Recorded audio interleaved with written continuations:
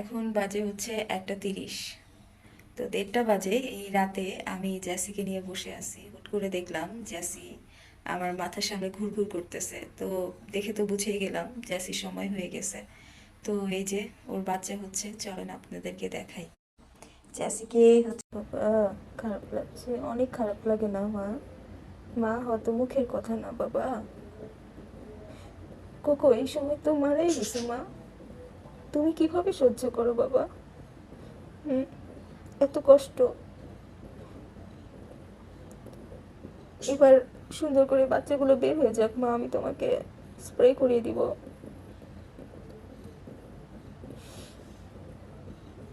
আমি তোমাকে স্প্রে করে দিব বাবা, তুমি ভালো থাকো, এটাই চাওয়া।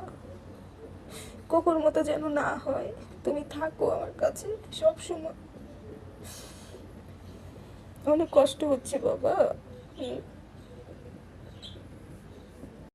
সারাদিনে যে মুরগিটা ছিল ওই মুরগিটা হচ্ছে খাওয়া হয়ে গেছে রাতে। এখন যেহেতু ওর ডেলিভারি টাইম, তো ওকে হচ্ছে চিকেন আর চিকেনের পানিটা দেওয়া খুবই জরুরি। এই জন্য আমি এখন গরম করে এই পানিটার মধ্যে আমি তাড়াতাড়ি করে চিকেনগুলো খুলে তারপরে সিদ্ধ করে ওকে পানি আর হচ্ছে এই এই চিকেনটা ওকে দিব। বাবা তুমি উঠে এসেছো কেন? হ্যাঁ, মা রান্না করছি তো তোমার জন্যে।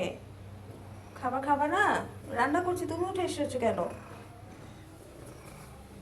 আমি একটু ওর কাছ থেকে সরে গেলে ও আবার উঠে চলে আসতেছে। ওঠো। মা বসেছি, আর যাবো না, এই যে বসেছি মা। হ্যাঁ ঠিক আছে। শোনো বাচ্চা, থাক, মা আছি, মা আছি, ভয় পেও না বাবা। একটা বাচ্চা হয়ে গেছে, তো বাচ্চা যখন বের হয়ে যাবে তখন একটা জিনিস আপনাদেরকে দেখাচ্ছি। এই যে নাক আর হচ্ছে মুখের এই জায়গাটা ভালো করে কাপড় ঢুকিয়ে মুখটা ক্লিন করে দিবেন, যেন কোনোভাবে নিঃশ্বাসটা যেন না আটকে যায়, ও যেন সুন্দরভাবে নিঃশ্বাস নিতে পারে। আর বাচ্চার সাথে যে নাড়ি ভুঁড়িটা লেগে থাকে ওটা কিন্তু ওর মাই ছুটিয়ে দিবে, ওটা আপনারা কিছু করতে যাবেন না। আর একটা কথা আপনারা জেনে রাখেন, সাধারণত বিড়ালের ডেলিভারি যখন হয় তখন বিড়ালের তাপমাত্রাটা একটু দেখা গেল হয় গরম হয় আর নয়তো একটু ঠান্ডা হয়ে যায়। তো এটা নিয়ে আপনারা ঘাবড়াবেন না, ওরা হাহা করে অনেক নিঃশ্বাস নেবে, এটার জন্য একেবারেই ঘাবড়ানোর কোনো কারণ নেই। বাচ্চা ডেলিভারি হয়ে যাওয়ার পরে বিড়াল ঘন্টা খানিকের মধ্যে আবার ঠিক হয়ে যায়, তো এটা নিয়ে একদমই ভয় পাবেন না। প্রচুর পরিমাণ চিকেন স্টক খেতে দেন, তাহলে ঠিক হয়ে যাবে।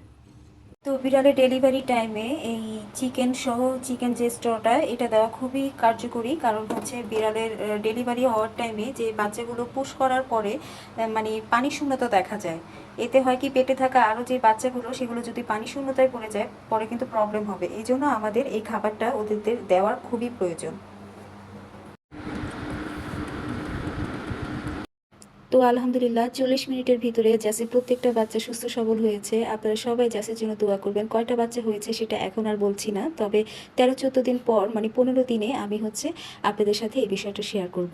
তো ততদিন পর্যন্ত সবাই ভালো থাকবেন, আর আমার জাসির বাচ্চা সব বিড়ালদের জন্য দোয়া করবেন। আল্লাহ হাফেজ।